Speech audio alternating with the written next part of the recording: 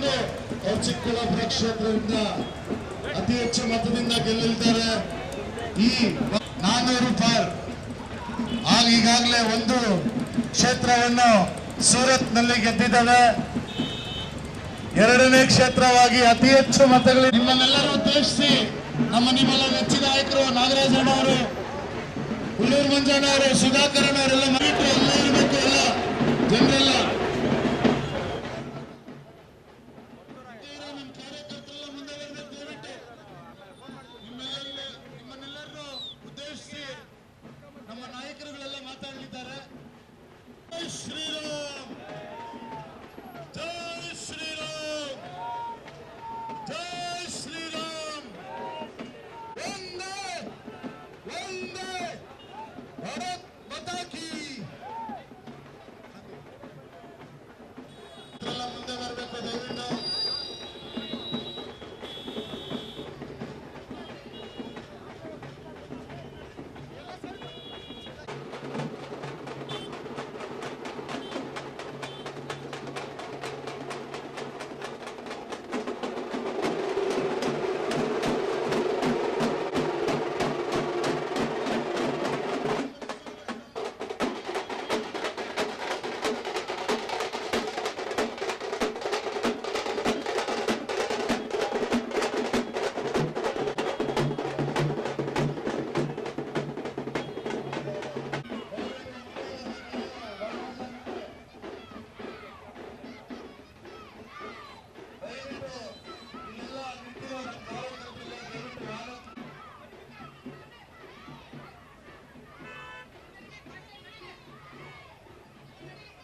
ದಯವಿಟ್ಟು. ದಯವಿಟ್ಟು ಇನ್ನೂರು ವಾಹನ ಸ್ಲೋ ಮಾಡಬೇಕು.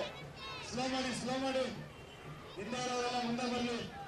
ಹಲೋ ಮೋದಿಜಿಗೆ ದಯಮಾಡಿ ಎಲ್ಲರೂ ಕಾರ್ಯಕರ್ತರು ಗಾಡಿಯಿಂದ ಮುಂದೆ ಬಂದು ಸ್ವಲ್ಪ ಸ್ಪೀಡಾಗಿ ಹೋಗ್ಬೇಕು.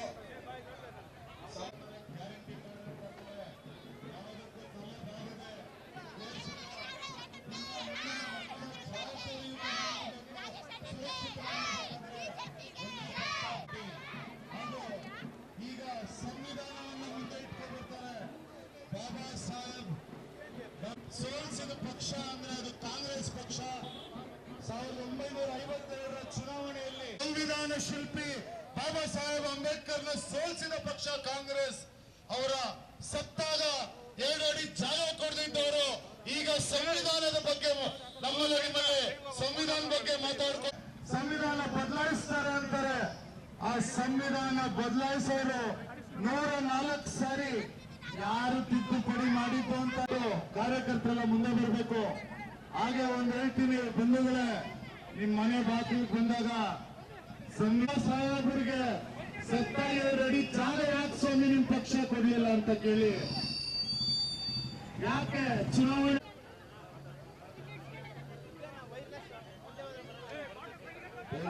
ಭಾರತ್ ಮಾತಾ ಕೀ. ವಿಧಾನ ಪರಿಷತ್ನ ಸದಸ್ಯರು, ಮಾಜಿ ಸಚಿವರು, ನನ್ನ ಆತ್ಮೀಯರು ಆಗಿರ್ತಕ್ಕಂಥ MTV ನಾಗರಾಜಣ್ಣವರೇ,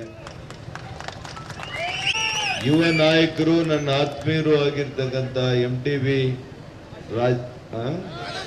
ನಿತೀಶ್ ಪುರುಷೋತ್ತಮ್ ಅವರೇ,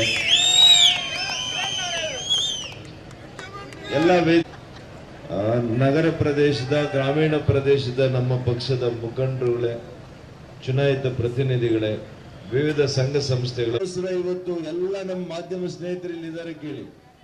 ಅವ್ರು ವರದಿ ಮಾಡಿರೋದು ನಾವ್ ಹೇಳ್ತಾ ಇಲ್ಲ. ಅವ್ರು ಹೇಳ್ತಾವ್ರೆ NDA ಮಾನ್ಯ ಪ್ರಧಾನಮಂತ್ರಿ ನರೇಂದ್ರ ಮೋದಿ ಅವರ ನಾಯಕತ್ವದಲ್ಲಿ ಯೋಜನೆ ಅಡಿಯಲ್ಲಿ ಏನು 2.5 ಕೋಟಿ ಮನೆಗಳನ್ನ ಉಚಿತವಾಗಿ ಕಟ್ಸ್ಕೊಟ್ಟಿದ್ದಾರೆ. ಅದರಲ್ಲಿ 70% ಮಹಿಳೆಯರ ಹೆಸರಿನಲ್ಲಿ ಮಾಡಿದ್ದಾರೆ. ಅರ್ಥ ಮಾಡ್ಕೊಂಡು ಮನೆ ಮನೆಗೆ ನಲ್ಲಿ ಮೂಲಕ ನೀರು ಸರಬರಾಜು ಮಾಡುವಂತ ಯೋಜನೆ ಇವತ್ತು ಬಹಳ ಮುಖ್ಯವಾಗಿರ್ತಕ್ಕಂಥ ಯೋಜನೆ.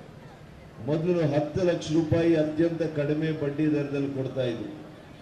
ಇವತ್ತು ಮಾನ್ಯ ನರೇಂದ್ರ ಮೋದಿ ಅವರು ಹೇಳಿದ್ದಾರೆ 20 ಲಕ್ಷ ರೂಪಾಯಿ ಇವತ್ತು ಮಹಿಳೆಗೆ ಅವ್ರಿಗೆ